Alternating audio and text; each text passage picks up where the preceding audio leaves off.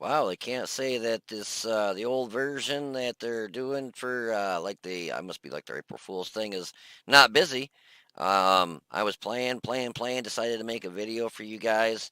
I was getting back on the old version of World of Tanks so that I could show you the stats of the KV-1S, and my number in the queue is this is 137,037.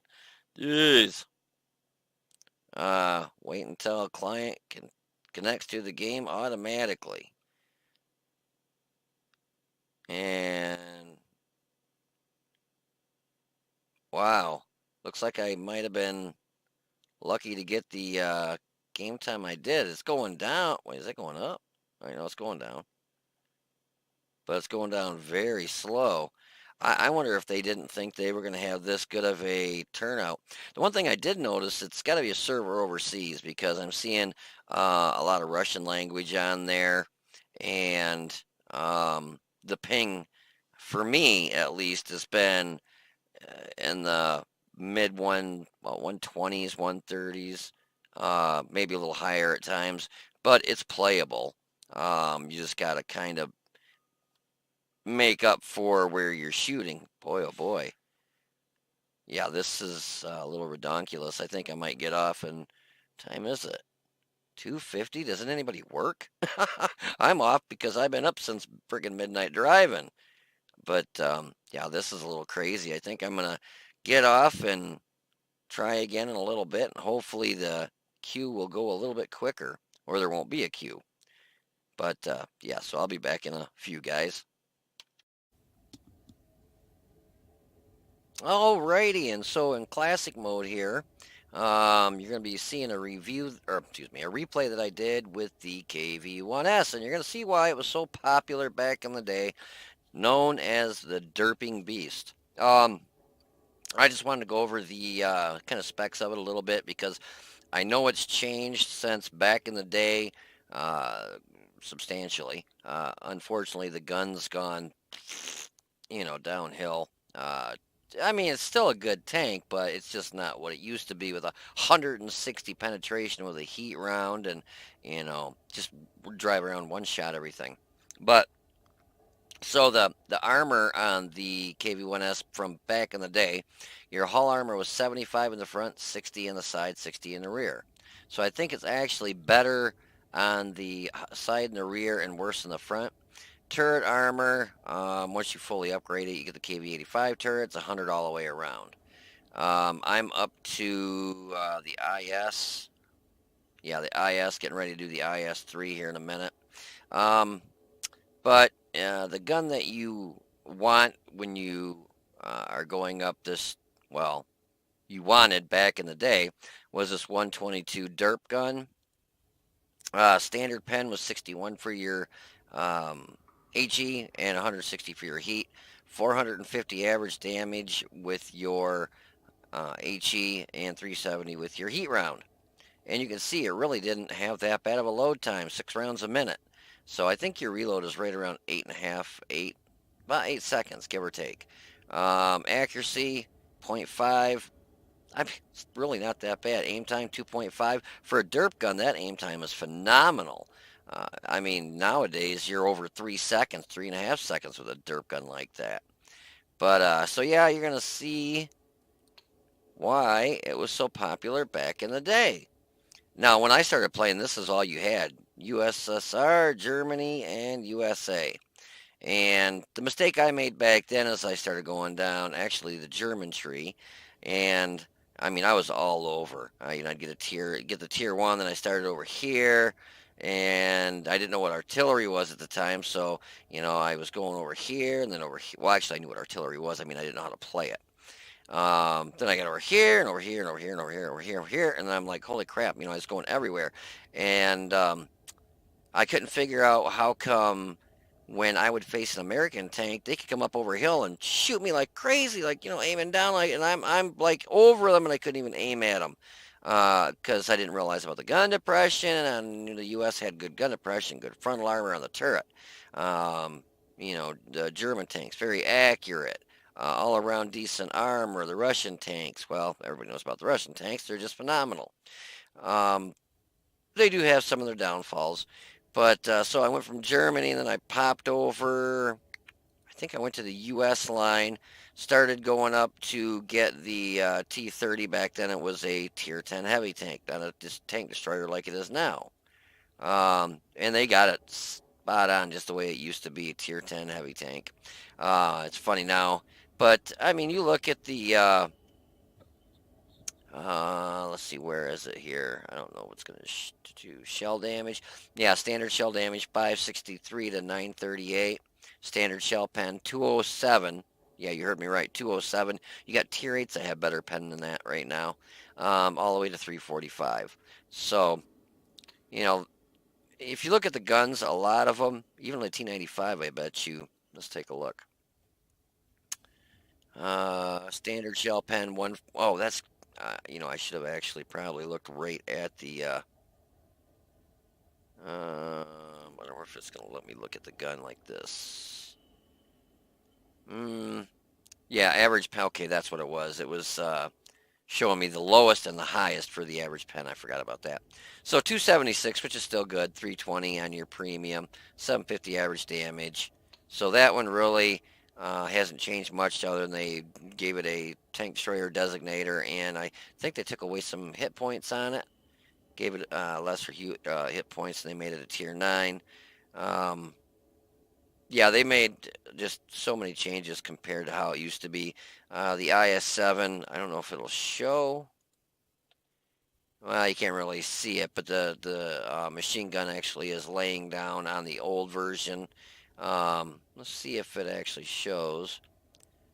So the penetration on the IS-7 back in the day was actually better at 260, because I think the standard round now is 248. Don't quote me. I think it's around 248, 250. It did lose some penetration, it looks like. And the premium round, okay, it's still APCR. I think the premium round might have been bumped up a little bit on its penetration. But, they made lots of changes, and it cracked me up in the match I just had a little bit ago. There was myself, and then right next to me was a KV-2. We're driving side by side, and all of a sudden he bumped into me. Instant stop. Instantly, both of us stopped. Couldn't move either of us, because back in the day they didn't have the ability to. You couldn't push tanks. I mean, you could take and block a bridge by taking it. That was one of the things we used to do in one of the maps. I can't remember the name of it, but the way you had to cross was by bridges. So if you wanted to control the battle, you would have one of your Mosses go right to a bridge, turn sideways in the bridge, that way, and just sit there and fight. Just get as many shots off as you could until you were dead, and then you blocked off that bridge. They couldn't move you. They could stack 25 tanks in a row, and they're not going to move that tank. They didn't have physics in the game back then. So you would block that off, and if your commander or whoever was setting up the match, let's say he had a plan where you wanted it to look like you were going to rush that way, you would have all your main battle tanks go to the left bridge and hide, because they didn't have spotting back then. So you could actually, I mean, unless you saw him moving, you couldn't get spotted. It wouldn't be like bling bling, oh, you're spotted. Oh, crap, where is he? It wasn't like that. So you'd have a Moss and a couple other tanks, smaller tank, quicker ones, go down the other way so that they could see him on purpose. The commander on the other team would think, oh, they're pushing that bridge right there. The Moss would turn sideways, get killed, block that bridge, and our whole team would move over on the other bridge, hop on their cap just to protect it, and just wipe out the team. I mean, it's way different with the physics now, how you can push tanks and you can fall down a hill and roll over. A lot better. I noticed one thing I have been seeing, the people that are speaking English, because this has got to be on a Russian server or something, because I'm seeing mainly Russian speaking, is the people that are able to speak English are complaining huge about Matchmaker. They're like, holy crap, I can't believe how Matchmaker sucks so bad. Here I'm in a tier 5 going against a tier 9 and a tier 10. What the hell? How'd you guys do? This is crazy. This is ridiculous. That makes Matchmaker look like awesome now. And that's what I tell a lot of people. I'm like, you complain about Matchmaker right now the way it is. Psh, you should play it back when I did. Now they get the taste of what it's like to be in a KV-1S going against a tier 9 or a tier 10, going, I can't do anything to that. That's why one of my old videos I showed where I was in a KV-1S. That's probably one of them that I showed. I actually killed IS4, and I think an IS7 and a couple other tier 10s. Um, but yeah, it used to be a lot different. But anyways, if you want to hold on for a minute, I'll have some gameplay for you in the cave. This is the IS, but I'm going to have some gameplay in the KV-1S for you with the derp guns. So if you want to hold on for a minute, I will be right back. Hey, hey, hey, ladies and gentlemen. So, old school Himseldorf. Now, I'm going to teach you, youngsters that probably were born in 2011.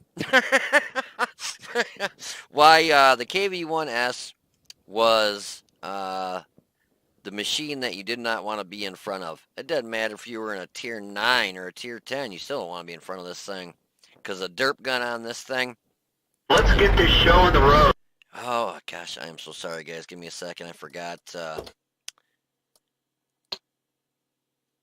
Let's see. Volume. I got to turn this stuff down because it's all cranked all the way up. Let's do that. That should work. The settings came back to me getting it set up right because at first my tank was like wide. I mean, like half the screen. But anyway, so here's Himseldorf. And it's so funny when you hear tanks bumping each other. It sounds like a pipe going bang, bang, bang or something, like a couple pipes getting banged together. But yeah, this thing was so devastating just because of the fact of this derp gun. Even tier 9s and 10s, you could just whittle them. Penetration on your HE was 61 and your heat rounds was 160. And now it's like, what, 104? I think it is on the heat rounds. 104, 110, something like that. And the HE rounds even went down. I think it's like, it's not quite 61, I don't believe. But anyways, so when you hit something in the side of the turret, even with the 160 pen on this is still good enough to go through most of the enemy tanks' frontal armor. But we get a nice little shot on this PZ1, what was that, a PZ5 or something? God, moving around so much. PZ1, well, I guess it'd be a PZ IV. Anyways, so we took off 385 of his health in one shot. So you can see with this gun, and I noticed with the this version of World of Tanks, the old school version, you're only allowed to carry so many. Boom! See, you hate to be ya. I don't think I one-shot him. I wasn't paying attention how much health he had. But I imagine he had a good chunk just ripped off from when I shot him. But you're only allowed to carry so many premium shells in this, I noticed. This gun is sufficient for this tier, but I was doing this kind of on purpose to show you what you could do, what a lot of people would. That was kind of a low row, 277 on an M3 Lee. That should have finished him off in one shot. So the RNG gods spared him 33 hit points to let him stick around to get a couple more shots off, but he got wiped out from artillery. First match I had in the old school here, the classic version, seven or eight artilleries per side. I was like, oh my God, I couldn't believe it. I'm like, oh my, this brings back some memories. The very first match I had was, I researched right up to this, and there was an IS4 bounced on the side of the turret of that enemy KV-1S, which I was like, what? But we got one more premium shell left here, and we'll put it to good use. 436. Yeah, so tell me how I hit that M3 Lee for 277. But that's what I'm saying with this thing. The gun is just so, Yeah, you just make stuff disappear. 320 hit points with a HE shell. You just one shot them. I'm sorry. Ah, boy, I kind of miss the old school World of Tanks, but I don't miss these graphics and I don't miss the sounds and I don't miss having, 8 artillery per side. I remember once, I think I've talked about it before, back in the day when it was back, 2011, 2012. It was right before they were changing the artillery, so there could not be so many artillery per side. And the enemy team had, don't quote me, but I think they had 14 artillery and one tank, and my team had 13 artillery and me and one other tank. It was just crazy. I think a lot of people were trying to get all their matches in that they could before they changed it where artillery because they were limiting it to I believe at that time um, four four per side, something like that. But yeah, so I don't even think we got shot in this match. No, but this thing, the armor on this was even, which I'll go over. Actually, we'll call this the end of it, and I'll do the other part first, where we kind of just go over it real quick, the old school version. But anyways, yeah, so I'm kind of having fun with this old version. Kind of cracks me up. It just brings back some memories, I tell you. Gosh, back then, my son would have been, um, what year was this? This was 2010, so 11, 12, so 8. So it'd be, I think it was 8 or 9 years old, and my daughters were 9, maybe 10. And now the girls are going to be seniors next year and graduate. And my son he'll be a junior next year. Time flies when you're having fun on World of Tanks. Um, There was a couple things I noticed. Like I said, you're only allowed to carry so many premium shells, it seems, and it doesn't show how much damage, like an overall, which I always remember it showing the amount of damage that you did overall. Like how much unless I'm really out in left field here, I could have always remembered it showing like how much damage you did per tank and your overall damage. But this in the results, it's not showing any of that. So. I don't know.